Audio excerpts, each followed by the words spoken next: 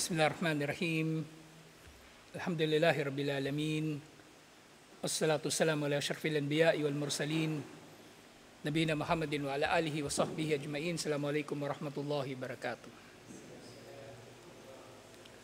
Sa inshallah sirah, sa ito inshallah yung huling pagtalakay natin doon sa paghaharap ni Utbah bin Rabi'ah at ni Propeta Muhammad sallallahu alaihi wasallam. Kasi may iba-ibang pang mga ulat tungkol sa kanilang pagtatagpo. Nga bumalik si Utbah doon sa Quraysh at nakita ng Quraysh yung pagbabago sa mukha ni Utbah at nag-report na nga sa kanila si Utbah. At ang nasabi ni Utbah sa kanila, "Fawallahi la yakunanna qawluhu alladhi sami'tu minhu naba'an azim." Sumpa kay Allah, ang kanyang sinabi na mga salita na narinig ko ay dakilang balita. Fa in tusibhul arabu faqad kafaytumuhu bigayrikum. Kung sasalakayin siya ng mga Arabo, kasi di ba sabi ni Utbah, hayaan na ninyo si Propeta Muhammad sallallahu alaihi wasallam. Kung sasalakayin siya ng mga Arabo, ibig sabihin papatayin siya ng ibang tribo ng mga Arabo, liban sa Quraysh, at posibleng mangyayari yun. Posibleng mangyayari yun. Hindi sila makikialam, hindi nila pagtatanggol si Propeta Muhammad sallallahu alaihi wasallam. Ang Quraysh, hindi nila pagtatanggol si Propeta Muhammad sallallahu alaihi wasallam. Hayaan nilang patayin ng ibang mga tao si Propeta Muhammad sallallahu alaihi wasallam. Sabi niya, sapat na yung gagawin nila para sa inyo. Ginawa na nila o gagawin nila para sa inyo ang gusto ninyong gawin. Di tapos ang problema nyo. Yun yung una niya sinabi. Pero siyempre, sinabi rin niya, wa in yadhar alal arabi famulkuhu mulkukum. Pero kung halimbawang si Propeta Muhammad sallallahu alaihi wasallam ay mangingibabaw sa mga Arabo, ang kanyang paghahari sa kanila ay paghahari din ninyo. Kasi kamag-anak naman ninyo. Si Propeta Muhammad sallallahu alaihi wasallam, makikisakay sila. Wa izzahu izzukum. Ang kanyang magiging karangalan ay magiging karangalan ninyo. Kung mapapasailalim niya ang mga Arabo, mapapaisailalim din ninyo ang mga Arabo. Kasama kayo niya na maghahari, mamumuno sa mga Arabo. At yun nga ang nangyari. Yun nga ang nangyari. Kaya nga si Abu Sufyan, radiyallahu anhu, nang nag-Muslim siya at nakita niyang nagtatagumpay ang mga Muslim laban sa iba pang mga tribo ng mga Arabo. Mula doon sa panahon, pagkatapos ng Fathu Makkah, na nag-Muslim ang mga tao ng maramihan, iba yung natalakay natin yun nung isang gabi, hanggang sa dumating yung mga panahon ng Futuhat, na nananalo ang mga Muslim sa digmaan laban sa mga Arabo, nakita niya na nagkatotoo ang sinabi ni ito ni Utbah bin Rabi'ah, na ang magiging karangalan ni Propeta Muhammad sallallahu alaihi wasallam ay magiging karangalan ng Quraysh. Wa kuntum as'adun nasi bihi. Kapag nangyari yon, kayo na ang magiging pinakamasayang tao dahil sa ginawa ni Propeta Muhammad sallallahu alaihi wasallam. Kayo na ang pinakamagiging masayang tao sa ginawa na ito ni Propeta Muhammad sallallahu alaihi wasallam. Kasi makikinabang kayo. Makikinabang kayo. Yun ang sinasabi ni Utbah. Hindi siya Muslim. Pero yun ang sinasabi niya, hayaan na ninyo si Propeta Muhammad sallallahu alaihi wasallam. Kung papatayin siya ng ibang Arabo, hayaan niyo silang pumatay sa kanya. Huwag niyo na problemahin yan. At kung mananalo man si Propeta Muhammad sallallahu alaihi wasallam laban sa mga Arabo, sa ibang Arabo, ang kanyang paghahari sa kanila ay magiging paghahari ninyo. Siyempre, nalalaman naman natin yung tindi ng pagkamuhi ng Quraysh kay Propeta Muhammad sallallahu alaihi wasallam, si Abu Jahal, lalong-lalo na. Sinabi nila, "Sahharaka wallah, ya Abal Walid." Kinulam ka ni Muhammad sallallahu alaihi wasallam o Abul Walid. Kaya mo nasasabi yan kasi kinulam ka ni Propeta Muhammad sallallahu alaihi wasallam bilisanihi. Kinulam ka niya sa pamagitan ng kanyang pananalita. Kaya mo nasasabi yung mga bagay na yan na pabor ka kay Propeta Muhammad sallallahu alaihi wasallam ay dahil sa kinulam ka niya. At natatakot ka sa kanya, tiba-tiba pang mga dinulot nito dahil sa kulam. So, kumbaga, lahat ng mabuting epekto ng da'wa ni Propeta Muhammad sallallahu alaihi wasallam sa kanila, ayaw lang nilang tanggapin eh. na naging mahusay ang pangungusap ni Propeta Muhammad sallallahu alaihi wasallam kay Utbah, kaya ganun yung kanyang reaksyon o yung kanyang konklusyon. Pero iniugnay pa rin nila ito sa salamangka, iniugnay pa rin nila ito sa jinn, iniugnay nila sa pagiging baliw. Ayaw nilang tanggapin na si Propeta Muhammad sallallahu alaihi wasallam ay nagsasalita ayon sa gabay ni Allah subhanahu wa ta'ala. At yun nga, si Utbah, katulad ng iba pang matalinong tao, hindi na siya nakipagtalo sa tanga.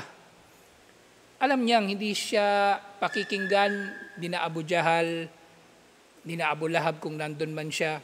Hindi siya pakikinggan ng iba pang Quraysh. Sinabi na lang niya, hada ra'yi fihi. Ito ang aking pananaw sa usapin na ito. Fasna'u ma bada lakum. Ito ang pananaw ko sa bagay na ito, gawin ninyo kung anong gusto nyo. Gawin ninyo kung ano ang nakikita ninyo na marapat ninyong gawin. Siyempre si Abu Jahal, na siyang pinuno ng Quraysh sa panahon na yun, nalalaman natin na ang kanyang policy ay hindi nagbago. Hindi nila sinunod ang payo na ito ni Utbah. At actually, sa ibang mga ulat, hindi nabanggit dito sa Rahikul Maktum. Kung ano yung inalok ni Utbah kay Propeta Muhammad sallallahu alaihi wasallam, nabanggit yun ni Sheikh Arafat al-Muhammadi. Kung ano yung inalok niya kay Propeta Muhammad sallallahu alaihi wasallam, inalok din sa kanya ni Abu Jahal. Kasi sabi ni Abu Jahal, Abul Walid, kaya ka nagkakaganyan, siguro nag-Muslim ka, no? Sekreto lang. Sekreto lang na, Muslim ka na. Nangyari pa nga na sa ibang ulat, umuwi diretso si Utbah at saka lang nila nakausap si Utbah, mga ilang panahon pa ang lumipas. At sabi ni Abu Jahal, nag-Muslim ka siguro, no? Kaya ka ganyan. Kung nag-Muslim ka, yun nga, kung inalok kay Propeta Muhammad sallallahu alaihi wasallam, di ba sabi niya, kay Propeta Muhammad sallallahu alaihi wasallam, kung sinasapian ka ng jinn, papagamot ka namin. Ubusin namin ang pera namin lahat-lahat para lang mapagamot ka. Yun din sinabi sa kanya ni Abu Jahal. Abul Walid, kung sinasapian ka ng demonyo, papagamot ka namin. Di baling maghirap kami, basta mapagamot ka namin. O ganun din, inalok ni Abul Walid, ni Utbah, kay Propeta Muhammad sallallahu alaihi wasallam, na titipunin yung kanilang yaman hanggang sa ibigay ito lahat kay Propeta Muhammad sallallahu alaihi wasallam at si Propeta Muhammad sallallahu alaihi wasallam ang magiging pinakamayaman. So gayon din, sabi ni Abu Jahal, Abul Walid, kung gusto mo, ikaw na yung magiging pinakamayaman sa amin. Ibibigay namin lahat ng pera namin para lang mailayo ka namin kay Muhammad sallallahu alaihi wasallam. At sa ibang ulat nga, nagalit na dito si Utbah. At sinabi niya na, hindi niyo ako mahahamak o kaya maaasar sa ginagawa ninyo. Pinanindigan niya yung kanyang naging konklusyon sa pagkikita nila ni Propeta Muhammad sallallahu alaihi wasallam. At sinabi niya na, yun nga, kabilang ako sa pinakamayaman sa inyo, hindi ko kailangan ng yaman nyo. Ang konklusyon niya ay yung dulot nung pag-uusap nila ni Propeta Muhammad sallallahu alaihi wasallam. At actually, hindi naman sila nag-uusap ng matagal eh. Binasa ni Propeta Muhammad sallallahu alaihi wasallam sa kanya yung Suratul Fussilat, salita ni Allah. At tumalab yun sa puso ni Utbah. Ay nga sa iba pang ulat, iba pa ito sa nabanggit ko kanina.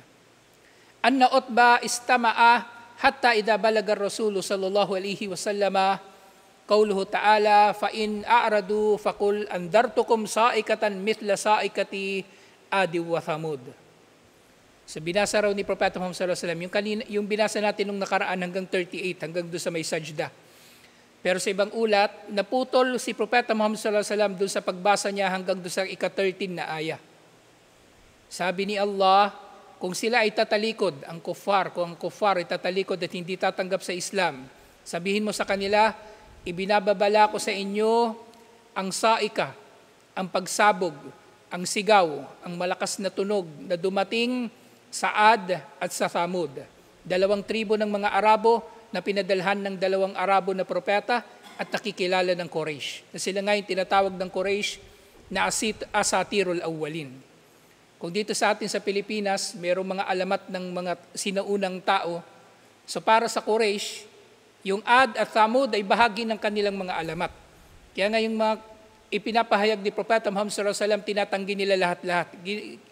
Tinutulad nila doon sa mga alamat na nalaman nila tungkol sa Ad, tungkol sa Thamud, tungkol sa Saba at iba't iba pang mga tribong Arabo. Kilala nila ang Ad at Thamud at paano sila nawasak. Siyempre, dahil tumatalab sa puso ni Utbah yung pagbasa ni Propeta Muhammad sallallahu alaihi wasallam, natakot siya. Natakot siya. Sabi niya, hasbuk ka, hasbuk. Sapat na, itigil mo na. Tama na, kumbaga sabi ni Utbah. Wawada'a yadahu ala famir rasuli sallallahu alaihi wasallam. Pinapatigil niya si Propeta Muhammad sallallahu alaihi wasallam at yung bibig niya, pilit niyang sinasara yung bibig ni Propeta Muhammad sallallahu alaihi wasallam para hindi na siya makapagsalita. Sa sobrang takot niya sa binanggit ni Propeta Muhammad sallallahu alaihi wasallam tungkol sa Ad at Thamud. At ito nga rin matagal na rin kinatatakutan ng Quraysh. Pero yun nga, mas pinangungunahan sila ng kawalang pananampalataya. Pinangungunahan sila ng pagmamalaki. Katulad lamang din ng ibang mga nagmamalaki o nagyayabang, di ba? Merong mga mayayabang, may hina naman talaga sila, pero sa yabang nila, akala nila malalakas sila. O yun, lalabanan nila yung malakas, lalabanan nila yung makapangyarihan, o yun, nadudurog sila. So ganito rin ang mangyayari sa mga mayayabang na kuffar kay Allah. Dudurugin sila ni Allah. Hindi nila matatalo si Allah. At sa pagkakataon na ito, kumbaga napagtanto ni Utbah, wala talaga silang may papanalo laban kay Allah. So pinatigil na lang niya si Propeta Muhammad sallallahu alaihi wasallam, hindi dahil sa nananampalataya na siya. Nakaramdam siya lang ng takot. Pero ang takot na ito kalaunan ay humupa at bumalik din siya sa kanyang kawalang pananampalataya. Yung nga, pinatigil niya si Propeta Muhammad sallallahu alaihi wasallam, wa nasyadahu birrahimi ay yakif. At nakiusap siya kay Propeta Muhammad sallallahu alaihi wasallam sa bisa ng kanilang pagiging magkakamag-anak o magkakalahi, magkakaangkan, na itigil na niya ang pagbasa. Wadhalika makhafatan an yaqa'a an-nadhir. At ito ay dahil sa takot niya na mangyari sa kanilang ibinababala ni Propeta Muhammad sallallahu alaihi wasallam na parusa na darating sa kuffar. Thumma qama ila al-qaumi. At pagkatapos ito, tumayo na si Utbah at bumalik na siya doon kina Abu Jahal. Faqala maqal. At ganun din, iniulat niya yung binanggit natin kanina na sinabi ni Utbah doon kina Abu Jahal. So sobrang takot niya kay Propeta Muhammad sallallahu alaihi wasallam. So ito yung dulo nung iba't ibang mga ulat na nabanggit. Maraming mga naiulat tungkol dito, pero ito yung mga pinaka napagtibay na nangyari doon sa pagtatagpo nila ni Utbah at ni Propeta Muhammad sallallahu alaihi wasallam. Sa isang banda, umagan na tauhan si Utbah, pero katulad ng ibang mga hindi mananampalataya, maaaring tatalab sa kanila ng ilang panahon ng Quran, pero babalik at babalik sila sa kanilang kawalang pananampalataya. Waliyadu billah. So ito yung nakakapanghinayang eh. Kasi si Utbah, katulad nga ng nabanggit ko nung nakaraan, si Utbah, kung nag-Muslim lamang siya, makikita niya na nagkatotoo yung kanyang sinabi mismo. Na hayaan si Propeta Muhammad sallallahu alaihi wasallam na kung magtatagumpay si Propeta Muhammad sallallahu alaihi wasallam, ang tagumpay ni Propeta Muhammad sallallahu alaihi wasallam ay pakikinabangan din nilang lahat. Pakikinabangan nila. Lahat sila halos napatay sa Badar, yung matatanda ng Quraysh. Ang mga natira na lamang na umabot sa panahon ng Fathu Makkah, si Suhail bin Amr, si Abu Sufyan, pero yung karamihan sa kanila namatay sa Badar. Yung tatay ni Khalid bin al-Walid namatay sa sakit, hindi na siya, bago pa yung Fathu Makkah, namatay na siya. O bago pa nga mag-hijrah, namatay na siya. Pero yung marami sa mga matatanda ng Quraysh na naririto, si Umayyah, si Abu Jahal, at iba pa, lahat sila ay namatay doon sa Badar, waliyadu billah. Yung nga, nakakapanghinayang. Kasi sa ilang pagkakataon, nakakita tayo ng pagmamalasakit mula kay Utbah, pagmamalasakit kay Propeta Muhammad sallallahu alaihi wasallam, kahit doon sa Taif. Yun nga yung si Addas, yung Kristiyano mula sa Nineveh na nag-Muslim, tauhan yun ni Utbah. Pinapunta siya ni Utbah kay Propeta Muhammad sallallahu alaihi wasallam kasi nakita niya doon si Propeta Muhammad sallallahu alaihi wasallam, nakita ni Utbah at tong kapatid niya na si Shayba, kasi meron silang taniman sa Taif eh. Ganun kayaman si Utbah. Meron siyang farm sa Taif. Taga Makkah siya, pero meron siyang farm sa Taif. Nakita niya doon si Propeta Muhammad sallallahu alaihi wasallam, inutusan niya, tingnan mo nga doon si Muhammad, anong nangyari sa kanya. Kasi dumudugo na yung paa ni Propeta Muhammad sallallahu alaihi wasallam sa panahon na yun at pagod na siya. kakalakad. Tapos pinagtripan pa siya ng mga taga-Taif. So pinapunta niya doon si Adas at may daladalang tubig o pagkain. At nag-Muslim si Adas pero hindi nag-Muslim si Utbah at yun nga namatay na siya doon sa Badar. At actually, dalawa sa anak niya yung nag-Muslim. Yung unang anak niya nag-Muslim sa Makkah pa lang si Abu Hudayfa, yung amo ni Salim.